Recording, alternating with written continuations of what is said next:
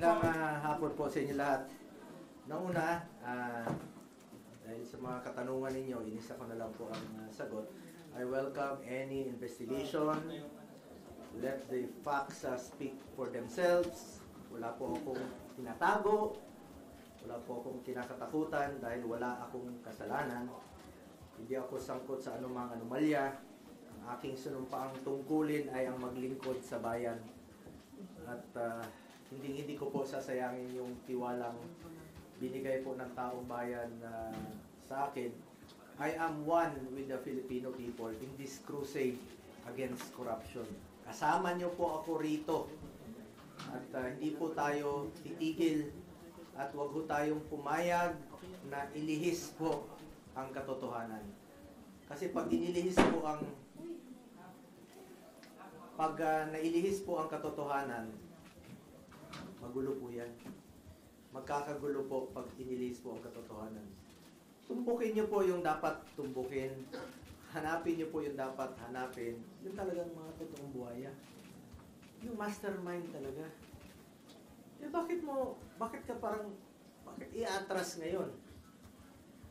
With all due respect to the Ombudsman, sinusuportahan po natin lahat ng investigasyon. At isa po ang aking masasabi, I do not know the Discayas. Hindi ko po kilala.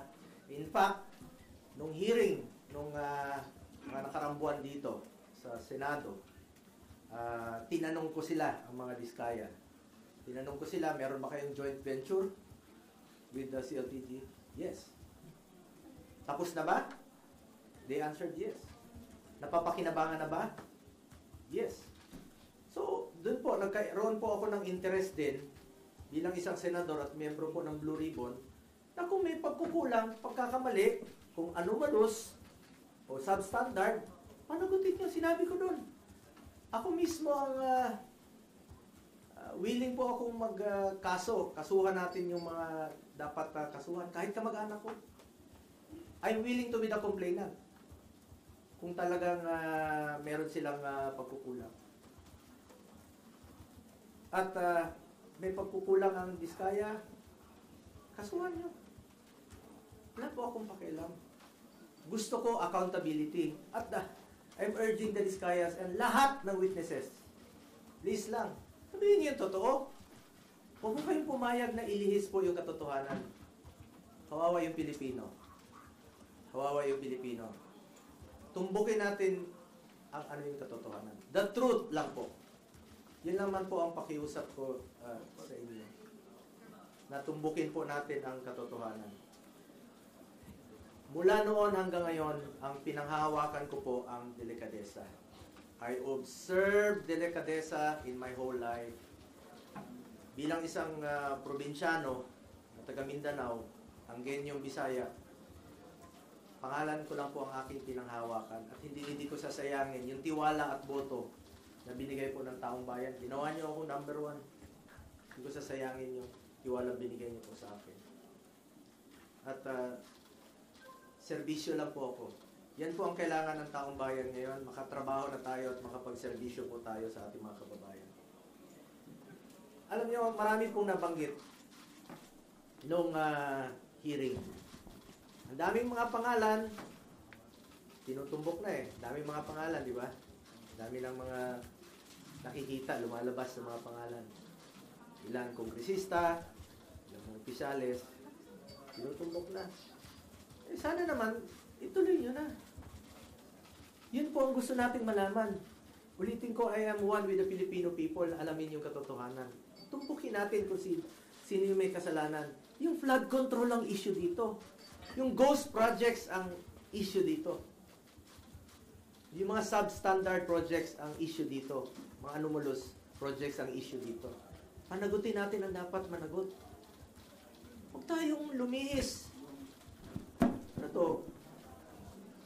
I-cover up? Ano to? Para ilihis yung atensyon sa totoong may kasalanan? Totoo lamang po. I am for accountability. Dapat panagutin po ang dapat managot. Please lang, nakikiusap po ako, let's make those responsible Let's make them accountable for all this mess. Panagutin po natin ang dapat panagutin. Balikan ko lang po yung sa Senado. Dami na pong na-mention. Dami pong na-mention about the Discayas.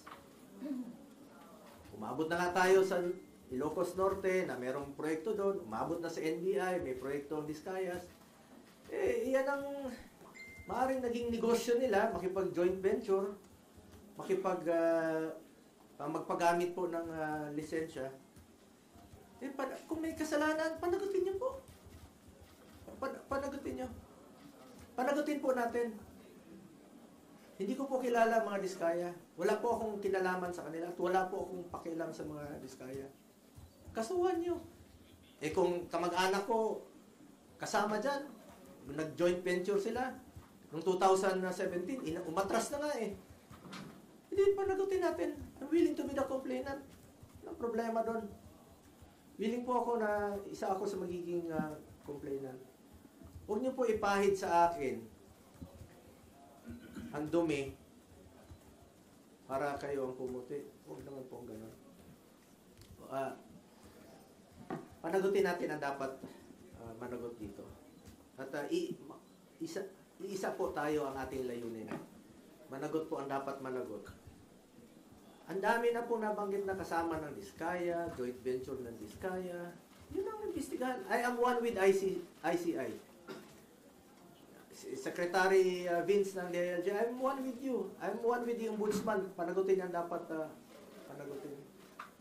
Kilala po ako ni Secretary Vince noon paano ako magtrabaho. At hindi po ako nakikialam bilang isang public servant. Noon, government employee, 2001, 1998 pa po, sa congressional office ni former President, former Congressman, former Mayor Rodrigo Duterte. Nang naging mayor siya, isa lang po ang pinakiusap ko noon. Sabi ko, pag pumasok yung kamag-anak ko sa government transaction sa City Hall, I will resign. Pag pumasok sila sa Malacanang noon, I will resign. Dahil I observed delikadesa. Pinapili ko noon. Pumasok kayo, alis ako. Yan lang po ang puhunan ko rito. Ulitin ko, delikadesa. Hindi ko po kontrolado ang negosyo ng sino mang kamag-anak ko.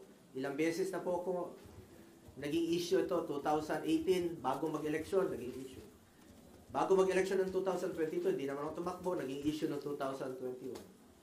Bago nag-eleksyon, 2025, kinasuhan ako ng 2024. Mapigilan mo bang may negosyo sila? May mga negosyo po, kahit sino sa atin, may mga negosyo po ang pamilya natin. Wala pa ako sa mundong ito, may negosyo na po ang pamilya ko. Ang tanong po dyan, nakialam ba ako, binigyan ko ba ng pabor ang aking kamag-anak? Hindi. Nakinabang ba ako sa negosyo nila? Hindi. Because I observe delikadesa. At hindi ko po babaguhin yang aking prinsipyo, yung delikadesa po. Kung may kasalanan sila, hindi ko naman mabigyan ng negosyo. Kung anong mga negosyo pinasukan nila, uso po yung name dropping. Kahit sino nun, ilang beses ko nang sinabi rito sa hearing, pag ginamit yung pangalan namin ni former President Duterte, consider it denied. Kasi marami pong mga nag-name drop, nakakilala, magpa-picture na ganito. Walang katapusan po yan na issue. Habang nandito po kami sa gobyerno, walang katapusang issue po yan na gagawin sa amin. Kaya ako, inunahan ko na lang po.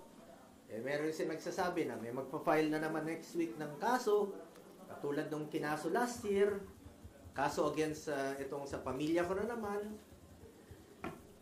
Mapili ko ba yung kamag-anak ko? Kung pwede lang pumili ng kamag-anak, papalitan ko yung kamag-anak ko. Makapili ba tayo ng kamag-anak? Siguro hindi po titigil ito unless na lang palitan ko yung kamag-anak ko. Or, kunin ng Panginoon yung kamag-anak ko, yung tatay ko.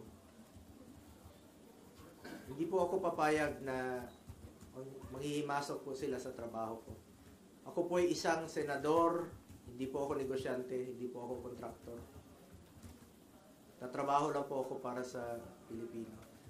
Ngunit ang issue po rito ngayon ay sana po huwag malihis po yung katotohanan. Magulo po yan pag inilihis nila yung katotohanan. Nag-aantay po ang sambayan ng Pilipino. Hindi ko kilala yung Diskaya at let me repeat, hindi po ako nakikipag-usap ng any government contracts o government transaction.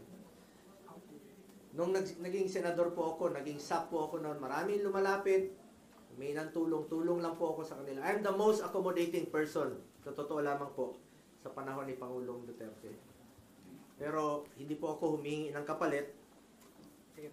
Sinasabi ko lang, gawin nyo lang yung tama. Just do what is right. Lalong-lalo na po sa mga natulungan ng mga nasa gobyerno po. Hindi natin maiwasan, uso yung mga name dropper, walang katapusan gagamitin yung pangalan mo. Ulitin ko lang po, kung may pagkakamali o pagkukulang man ang kamag-anak ko, ako na po mismo ang magpapakaso at magpapakulong po sa kanila. And it would be very unfair on my part na po na maging dahilan pa ako na hindi na po nakipag-cooperate ang Diskaya dahil meron silang pinoproteksyonan.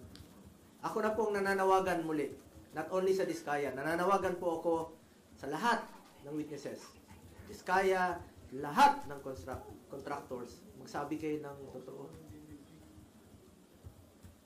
Magsabi kayo ng totoo. Tumbukin po natin yung talagang mastermind. Papunta na eh. Papunta na doon sa mastermind eh. Sa ICI, alam niyo sino yung mga mastermind. Tumbukin niyo po. Sa DPWH, Ombudsman, tumbukin niyo yung mastermind. Sino po yung mga nasa likod nito? Nag-aantay po kami. Nag-aantay ang Pilipino na meron pong mapanagot. Umaatras na ngayon. Paatras na lang paatras. Katapusin ko lang po. Uso kasi ngayon eh. Puputikan ka ng itim para sila ang pumuti. But I trust our people to see through the noise. I have stood by them through floods, fires, earthquakes, and the pandemic. I earned their trust not through words but through action. Serbisyo po ako at pagmamalasakit sa Pilipino. At hindi ko po sasayangin yung tiwalang binigay niyo po sa akin. I will never walk away from them. Sa katotohanan lang po tayo, pakiusap ko lang po, sa katotohanan lang tayo. Lumabas po yung totoo muna.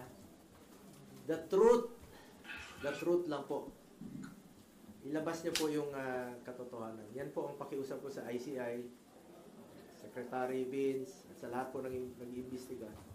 Doon lang po tayo sa katotohanan. Huwag na tayong paikot-ikot pa. Huwag natin ilihis ang katotohanan. Huwag niyo pong lokohin ng Pilipino. Tumbukin po natin ang dapat na tumbukin. Anong kinalaman ko dyan sa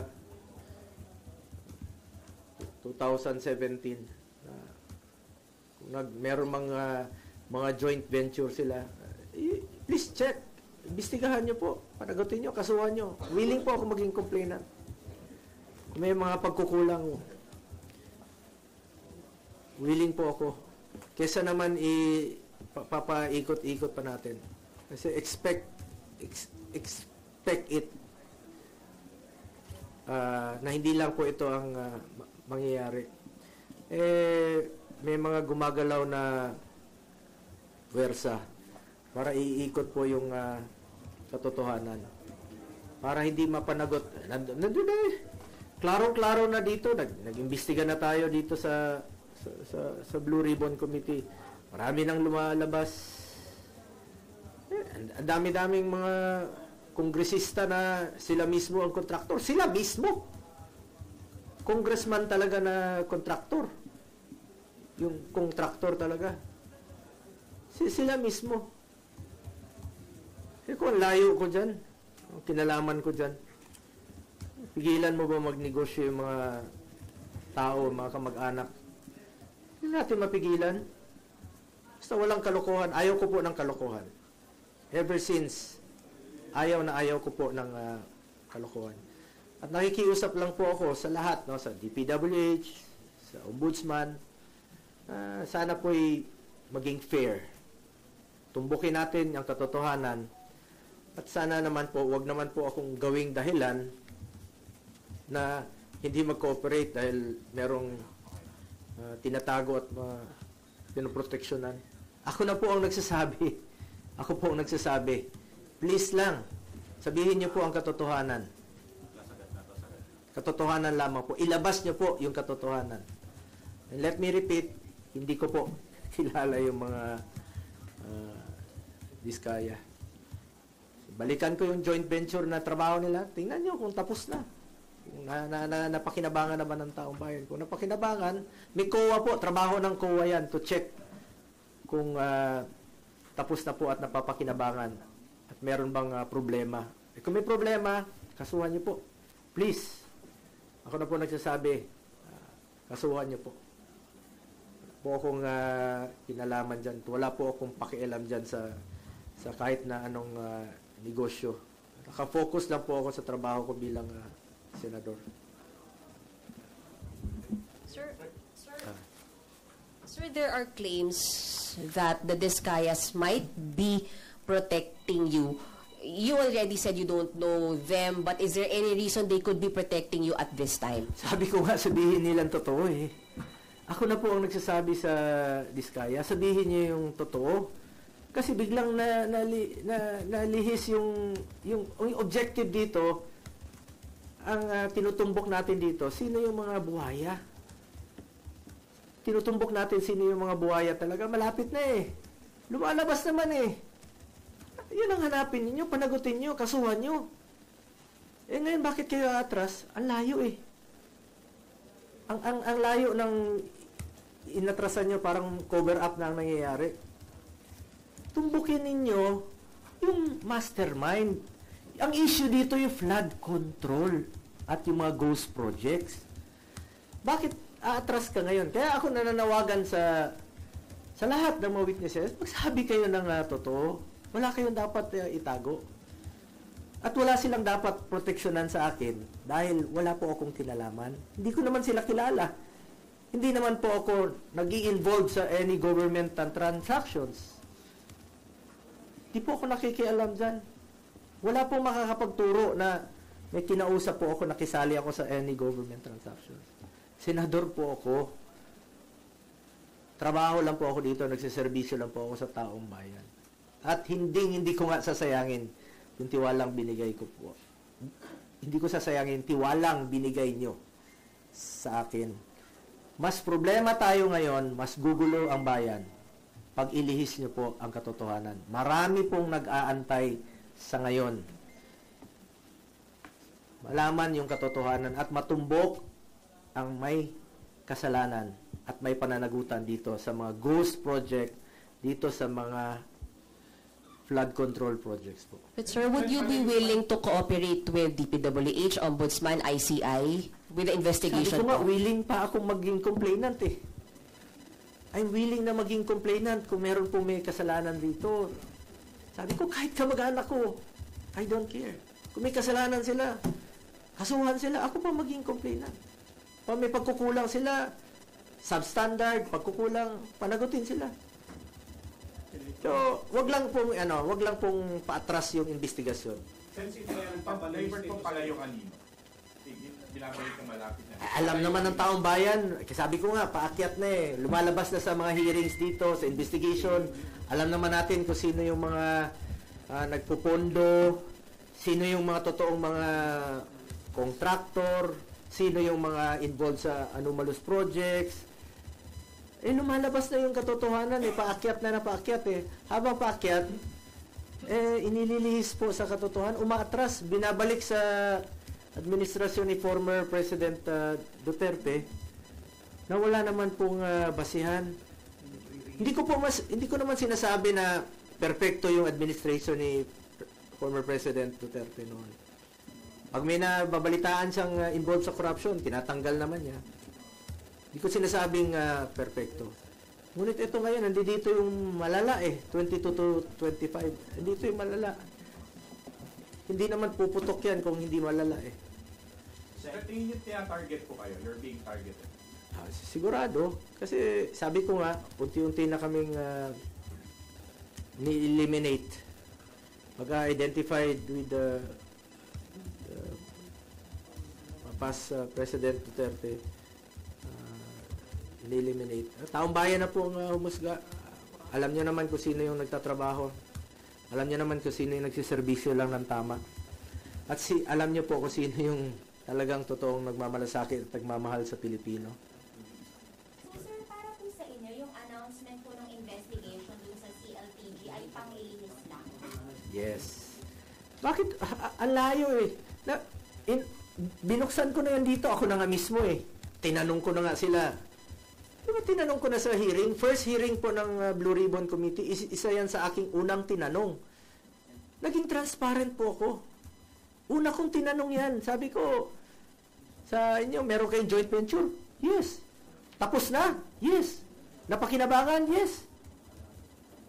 After 2 months, babalikan mo, tas sasabihin mo na hindi na nag-cooperate, pinoprotection. Open nga yun. Andyan bukas po yun sa hearing sa Senado. Sabi ko, willing po ako to cooperate. Willing po tayo malaman ang katotohanan. And willing po ako na maging complainant dito kung kakailanganin. Kahit kamag-anak ko, kasuhan nyo, kung meron silang kasalanan at may pagkukulang yung kanilang mga trabaho. Let me repeat, wala pa ako sa mundong ito, hindi pa ako pinapanganak, may mga negosyo na po ang pamilya ko. Wala pa ako, hindi pa ako senador, may mga negosyo na po yan. At for the record, retired na po yan. 2019, may facts dyan, may katotohanan dyan. Retired na po yan, 2022, 2019, hindi na po sila involved.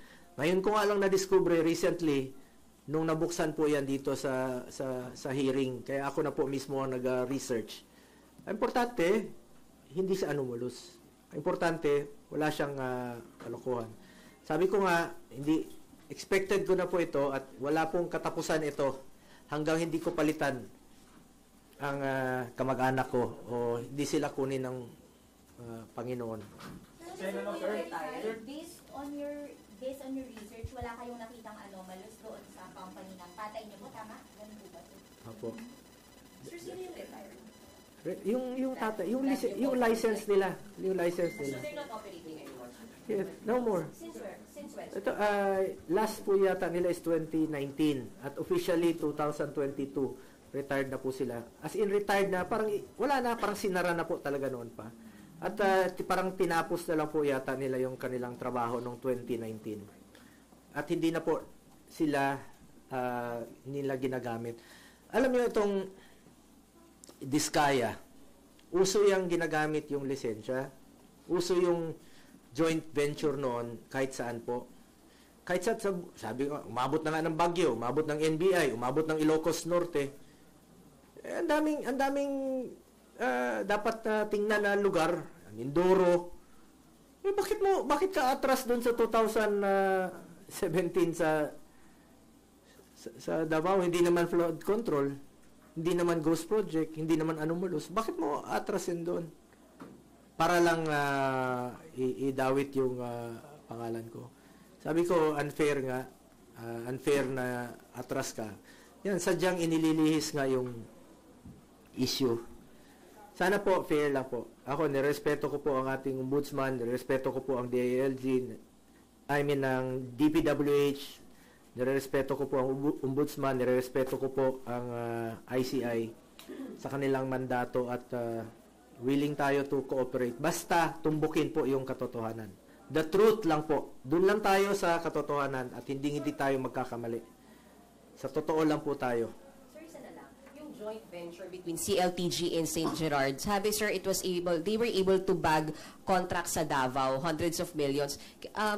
Did you know about it? Were there favors given para makakuha ng contract sa Davao? Sabi ko, ulitin ko, since 2001, mayor pa si Mayor Duterte, hindi po ako nag-influenza, never po ako nag-influence, never ko po ginagamit ang aking posisyon.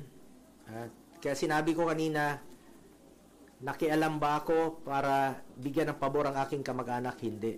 Nakinabang ba ako dito? Hindi rin po. Because I observe delikadesa. At yan po ang aking puhunan hanggang ngayon. Delikadesa. Hindi lang po sa mga government projects issues. Sa lahat po ng bagay, I observe delikadesa. Prinsipyo po yan sa buhay at hindi ko yan sasayangin. Yung binigay niyo pong tiwala sa akin. Let me repeat, I observe delikadesa. Kung ano man po yung napanalunan nila noon, kanila po yun. At recently ko lang po nalaman, kaya nga po, tinake up ko rin po sa Blue Ribbon Committee. Tinanong ko yan doon sa kanila. At sinagot naman po ng mga Diskayas. Wala po ako tinatago. Ako na nga mismo nagtanong eh. Nasa records naman po. Tingnan niya lang po sa records. Ako mismo ang nagtanong sa kanila. Sen, sino yung tingin mo naglilihis ng issue para mapunta sa inyo? Alam naman natin kasi meron nang natutumbok eh. Meron na pong natutumbok na mga tao sa taas, yung mga involved talaga rito. Yun po ang I'm sure isa sa mga rason na inililihis na po ang issue. But I'm appealing sa mga kababayan natin, kapwa nating Pilipino, please, huwag ho tayong pumayag. Huwag ho tayong pumayag. Huwag ho tayong pumayag na lokohin po tayo. Huwag ho tayong pumayag na ilihis po yung totoong issue rito. Yung mga flood control, yung mga ghost projects. Yun po ang tumbukin dapat. Kung sino po yung may kasalanan, panagutin po natin. Yun ang dapat tumbukin. Ulitin ko, huwag niyo pong ilihis ang katotohanan dahil magulo na po ang ating bayan, mas lalong gugulo po. I am one with the Filipino people in this crusade against corruption.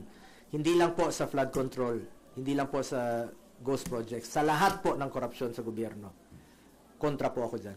Sir, pangako lang sir, sabi po ng ICI just now, posible rin daw po kayong ipatawag. Okay lang po. No problem. Kung ano yung sinabi ko sa inyo rito, very much willing po ako na magsalita. Willing to cooperate. Willing po ako sabihin sa kanila yung totoo. Ayon po sa aking nalalaman. Malinis po ang aking konsensya. Malinis po ang aking konsensya. Sen, hindi ba welcome move po para sa inyo to na iimbestigahan na rin ngayon ng DPWH, hindi lang yung administrasyong Bongbong Marcos, kundi pati yung Duterte administration? Kasi sabi niya sa interview kanina sa ICI ay wala siyang sisinuhin. Oo, lahat naman po. Lahat naman dapat imbestigahan dito. Ang ibig ko sabihin dito, tinutumbok na natin dito yung malala eh. Mga recent na 2022 to 2025.